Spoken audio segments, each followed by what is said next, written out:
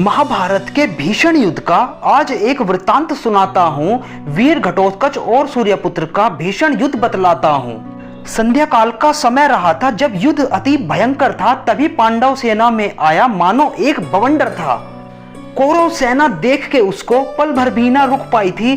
भीमपुत्र वीर घटोत्कच में अद्भुत शक्ति समाई थी। उसकी माया के सम्मुख अस्त्र शस्त्र सभी फीके थे। अपनी माता हिडिंबा से ये सभी दांवपेच सीखे थे। अपनी माया से कभी वो पहाड़ बड़े लाता था, शत्रु सेना पे फेंककर उनका दिल दहलाता था।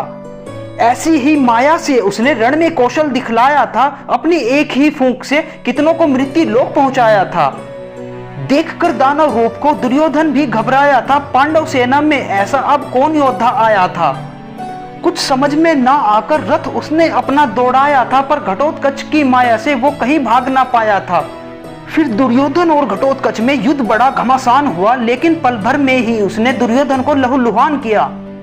अपने रक्त में डूबा हुआ दुर्योधन कर्ण के पास गया। घटोत्कच वध करने का उसने कर्ण को सुझाव दिया। देख दशा अपने मित्र की लहू अभी तक टपक रहा। कौरव सेना को देख भागते मेरा माथा सटक रहा। मित्रता की खातिर तुमको शौर्य अपना दिखाना होगा। इस मायावी दानव को यमपुरी पहुंचाना होगा। इस मायावी दानव को यमपुरी पहुंचाना होगा। तब ये सुनकर कर्ण बोले, कर सकता हूं अभी खत्म माया इस दानव की सारी, पर अमोघ शक्ति एक है, अर्जुन की ना आएगी बारी। बार बार समझाने पर भी जब दुर्योधन कुछ समझ ना पाया, मित्रता में विवश होकर कर्ण ने शक्ति अस्त्र का ध्यान लगाया।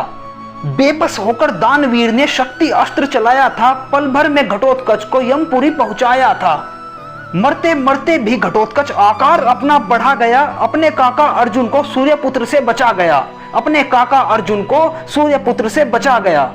उसके चेहरे पर मानो शिव जैसे एक प्रसन्नता थी। माधव के लक्ष्य पूर्ति की जैसे हुई संपन्नता थी। माधव के लक्ष्य पूर्ति की जैसे हुई संपन्नता थी। जय श्री कृष्णा।